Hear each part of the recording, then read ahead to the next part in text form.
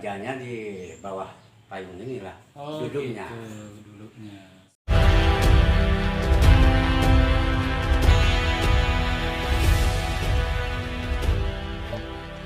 Kerajaan Gunung Sahilan. Di balik misteri yang berkembang di masyarakat, merupakan kerajaan yang paling bersejarah yang ada di Kabupaten Kampar.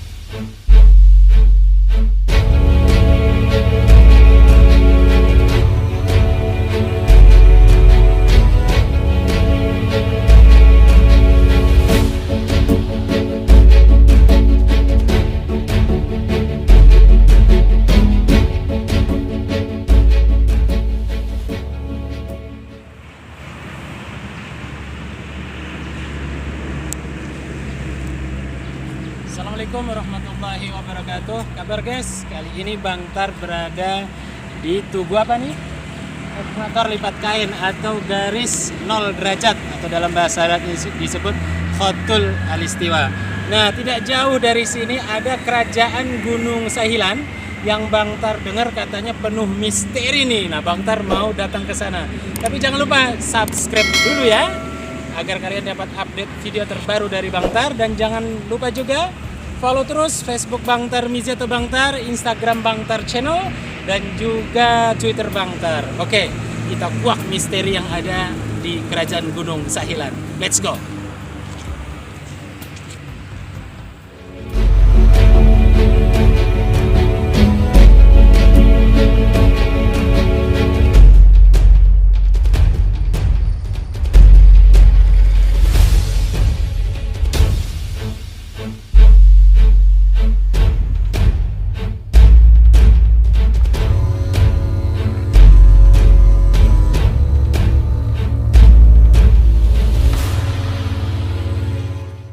Oke guys, sekarang kita sudah sampai di kerajaan yang paling bersejarah, tepatnya di Gunung Sahilan. Jangan lama-lama lagi, yuk kita masuk segera. Henry Danan, Kepala Desa Gunung Sahilan ya, Sahilan Darussalam. Bisa nggak Pak menceritakan sedikit tentang sejarah berdirinya kerajaan Gunung Sahilan? Pada awalnya kerajaan ini sebetulnya ada kerajaan itu dulu berdiri di desa di Gunung Ibul namanya, sekitar 5 kilo dari sini. Jadi karena kerajaan itu dulu sering digempur, sering sama beberapa kerajaan dari Jawa, dari mana kan, jadi akhirnya kerajaan itu lumpuh lawan itu. Jadi rajanya dengan keluarganya sebagian pindah lah, cuman dia titip salam juga, titip jasa juga kepada masyarakat di sini yang dulu itu kan. Jadi kalau kalian besok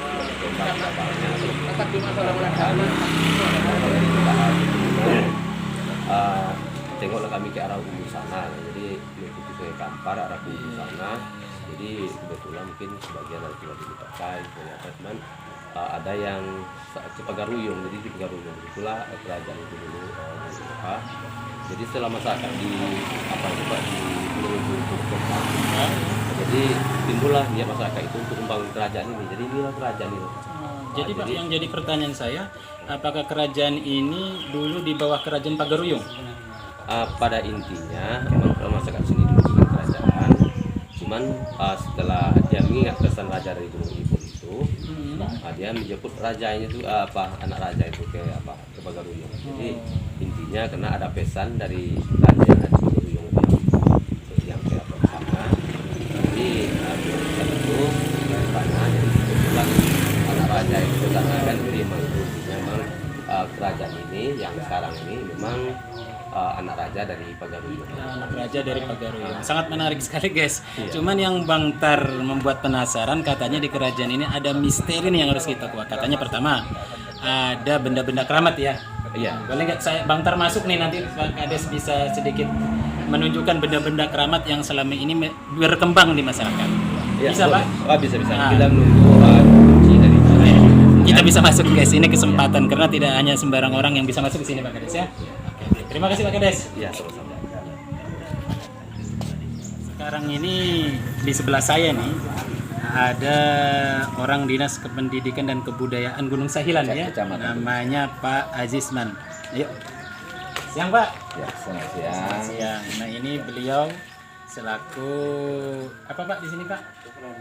Kalau dinas saya di Dinas Pendidikan dan Kebudayaan Kecamatan Gunung Sahilan. Terima kasih nih sudah nyambut Bang Saya Tar. asli putra Gunung Sahilan. Mungkin nanti bisa bantu juga menjelaskan sebenarnya. Insya Allah sepanjang yang diketahui. Alhamdulillah. Ya. Oke guys, buat penasaran kan nanti kita akan masuk sebentar lagi. Jadi untuk kepada dengan Bapak Tengku Rama Ali. Sebelumnya Bang Tar mengucapkan terima kasih. Iya, itu sama-sama. Ini mau masuk dalam. Guys, sekarang Bang Tar mau masuk nih. Tadi sama Pak Kades sudah diserahkan sama Tengku Rahmat Ali selaku pewaris kerajaan Gunung Salian. Yuk kita masuk silakan. Saya mohon izin nih ingin melihat mitos-mitos yang berkembang di masyarakat. Ada benda-benda keramat, mungkin Tengku bisa mengajak Bang Tar menengok, sekaligus mohon izin agar masyarakat bisa tahu dan bisa berkunjung di Istana Kerajaan Gunung Sahilan. Ya, maksud benda-benda keramat itu apa? Yang benda-benda keramat yang dipercayai oleh masyarakat di luaran sana, yang saya dengar katanya ada benda-benda keramat yang dipercayai di Kerajaan Gunung Sahilan. Mungkin bisa sedikit dijelaskan atau ditunjukkan tentu. Begini, kalau masalah bahasa benda keramat itu ya bisa boleh-boleh aja. Tapi yang bahasa biasa disebut dalam bahasa biasanya itu barang-barang pusaka, Betul, pustaka. barang-barang pusaka keturunan kerajaan Gunung Sahilan. Cuma itu bahasanya. Ya, mohon izin bisa nggak mohon maaf bisa ditunjukkan ya tentu. Ya boleh, ada tuh di sana. Iya. Ah, Itu ya. seperti payung ya. Iya ya.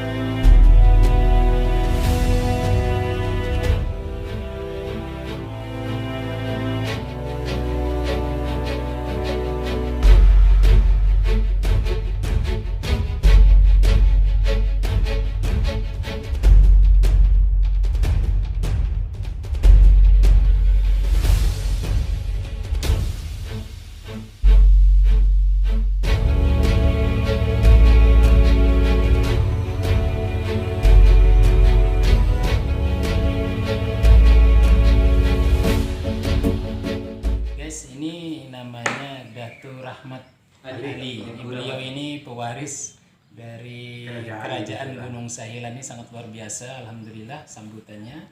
Jarang-jarang orang yang bisa masuk di Kerajaan Gunung Sahilan ini. Nah, Bang Tar mau sedikit ngobrol-ngobrol dulu ya, sekaligus nanti melihat benda pusaka. Dari dulu kerajaan ini berdiri sendiri ya sebelum zaman Soeharto. Cuman ini tuh apa namanya nih Tengku. Ya. Masyarakat di luar sana kan berkembang cerita ini tuh. Terutama mengenai apa bahasanya tadi Bang Marcos? Suhu tadi itu betul apa tidak? Dari benda-benda pusaka. Oh, benar-benar pusaka. Oh, itu kalau setahu saya betul. Jadi benda-benda yang ada ini, ya istilahnya itu tentu ada penjaganya. Kalau istilah cincin itu kata orang apa namanya? Apa namanya? Cincin? Pedang. Ini maaf nih saya bukan syirik ya, maaf ya Pak. Yang nggak apa-apa, memang ini Saya pakai cincin hanya sarung aja, menghiasi jari. Bukan saya ini percaya pada cincin ini murah rezeki selalu menenggak. Insya Allah tidak. Saya menghiasi jari aja. jadi memang benda-benda pusaka ini zaman dulu memang ada sejenis itunya ya. Betul ada. Nah, jadi seperti gong, ya, gong kenal kan? Nah, itu seperti meriam ini, lelo ini. Atau pernah nggak Tengku melihat itu Tengku? Melihat, melihat, mendengar. Pernah melihat itu? Iya, lelo ini waktu sinkronisasi apa itu kan itu semua orang dengar itu dia meletus sendiri di dalam rumah ini. Di dalam rumah ini meletus. Jadi orang tetangga itu nampak asapnya katanya, dengarnya suaranya di sini juga. Padahal ini rumah tutup semua, tidak ada orang. 3 kali itu. Jadi di Bengkinang dengar, di Pekanbaru dengar itu jamnya sama. Jam 11. Hari Selasa nggak salah. Jam sama dengar semuanya sampai ke Pekanbaru segala macam. Itu anehnya. Itu namanya pertanda kan. Kalau gong itu bunyi sendiri, itu kalau ada nanti ya musibah seperti penyakit-penyakit lah ya. Kalau ada penyakit itu yang ada, dia bunyi sendiri, gong-gong itu. Kemudian tombak-tombak keris-keris kan ada juga, keris di dalam kendi itu kan, tombak itu ada yang mata 3, ada yang mata 7. Nah, jadi kalau maaf ya Pak Tugadi, sehebat-hebat orang, baik dari kita dari Jawa, baik dari mana-mana pun, tapi kalau dia berlalu hari sini, mata kepala saya sendiri saya menyaksikan. Kalau dia tidak sopan, ini maaf ya, kalau dia tidak sopan masuk atau ngomong di sini, itu saya sendiri membuktikan sering Pak Tugadi. Itu maaf ya. Makanya itu kami mohon izin ke Tengku. Betul. Itu jadi saya sendiri itu udah sering. Jadi datanglah ini ada orangnya yang dari Aceh kan, dari Aceh itu, Pak boleh Pak nengok barang-barang lama? Iya boleh saya bilang kan. Jadi orang tua saya, tapi kalau ini di situ tempatnya belum dipindahkan lagi kan, masih di pojok itu. Boleh saya bilang. Jadi dia tuh ya mentang-mentang dia tuh orangnya hebat mungkin kan, orang-orang yang apa namanya itu orang pandai ya. Saya sini ya langsung ya cabutnya pedang itu kan panjang Pak. Ini cabut pedang. Di saya kan tidak enak, tidak sopan ini Pak. Harusnya itu saya kenal dia. Ya harus izin ya. Ya izin, saya masih di rumah Puji itu saya tinggal. Ngomong-ngomong dulu kan, udah tuh baru naik di sini. Setelah dia megang pedang itu, keluar darah di sininya. Itu hari situ ya, ada keluar tuh situ. Ingat saya gitu, di pintu jendela itu lah di depan. Dia tarik di bawah situ kan. Jadi saya bilang, Pak, bilang, itu keluar darah terus bilang, kenapa? Jelas ya Pak Ramizi, bukan mata saya masih jelas, belum kabur seperti sekarang. Oh iya katanya, mungkin tergores. Masa tergores ujungnya? Ujungnya semeter kok, nggak mungkin di sini tergores. Itu bukti nyata itu Pak Ramizi, saya pilih orang tua dengan dia. Jadi maaf Pak, taruh lagi barang itu pedang ke sana dulu, ke tempatnya dulu. Di sini Tengku, mau tanya lagi satu kali lagi Tengku. Ya, soal aneh. Katanya yang pewaris kerajaan atau kerajaan Gunung Sahilan ini pada zaman waktu dulu hanya dengan mengedipkan mata musuh itu bisa meninggal, betul gitu. Kalau zaman dulu mungkin paling sering kalau sekarang. Mungkin Datuk sebagai pewarisnya mempunyai ilmu itu. Oh kalau saya enggak. Kalau orang dulu betul. Jadi memang betul itu ya. Ya datuk-datuk kita ya, yang zaman-zaman dulu. Ya maaf ya Pak Menteri, ini maaf ya. Iya. Mengapa orang bilang makam keramat? Hah? Kan tidak semua makam yang keramat ya. Mengapa orang bilang makam keramat? Orang itu, ini maaf Pak Menteri ya. Iya. Orang itu dekat sama Allah, Iya. dekat sama Tuhan dia. Hah? Itu makanya dimakamkan jadi makam keramat.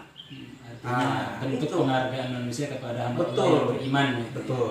Contoh ya, ini maaf Pak Polisi ya. Ini kan benda mati ini.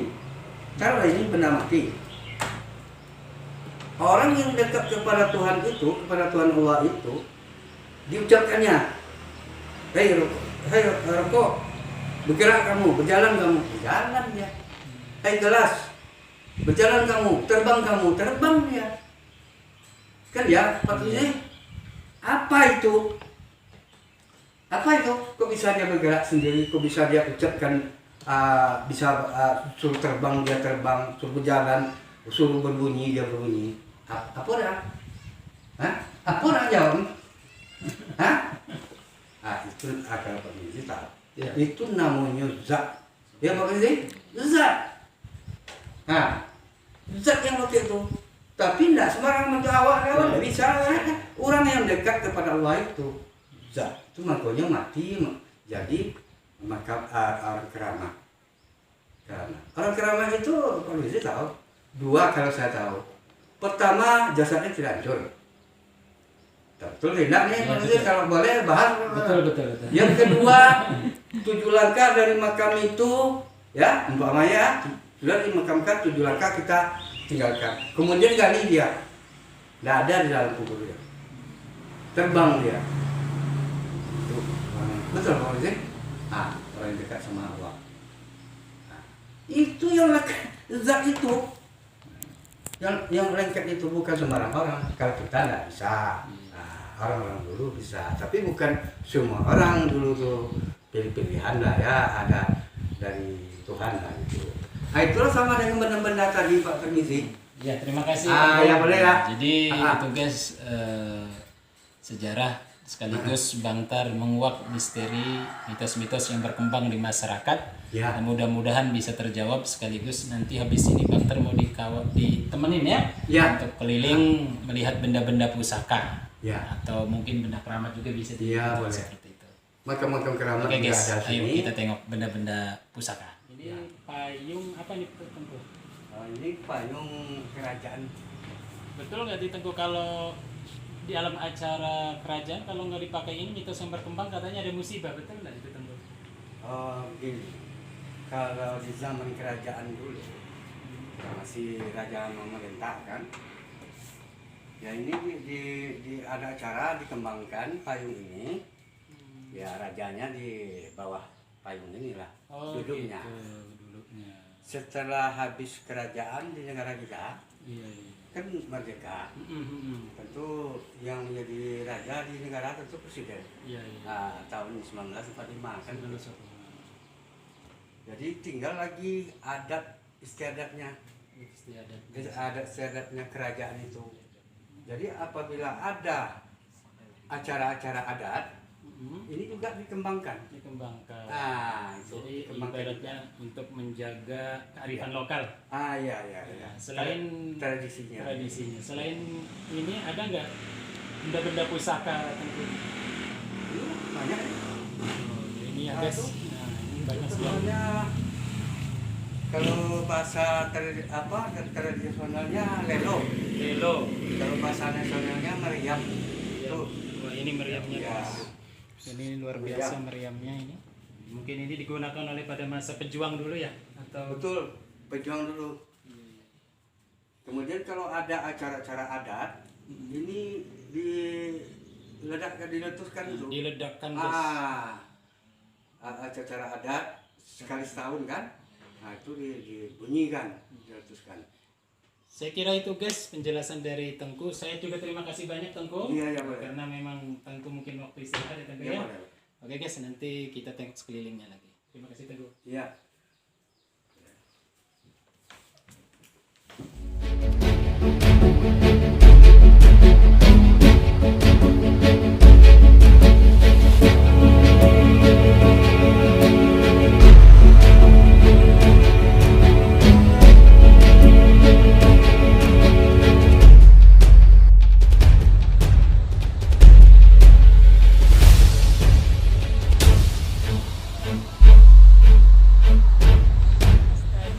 sudah dari Kerajaan Gunung Sahilan. Percaya ataupun tidak percaya dalam menguak misteri Kerajaan Gunung Sahilan, Bang Tar serahkan kepada sahabat Bang Tar sendiri. Oke, Bang Tar ucapkan juga buat Kepala Desa Gunung Sahilan, Pak Henry Dunan, atas izinnya, dan juga Bang Tar ucapkan terima kasih kepada Pak Ajisman selaku Dinas Kebudayaan dan Pendidikan, dan juga Bang Tar ucapkan kepada Tengku Rahmat Ahlis selaku pewaris tahta Kerajaan Gunung Sahilan. Jangan lupa follow terus Facebook Bang Tar Mizato Bang Tar, Instagram Bang Tar Channel, dan Twitter Bang Tar. Oke, sampai jumpa. See you next time. Assalamualaikum warahmatullahi wabarakatuh.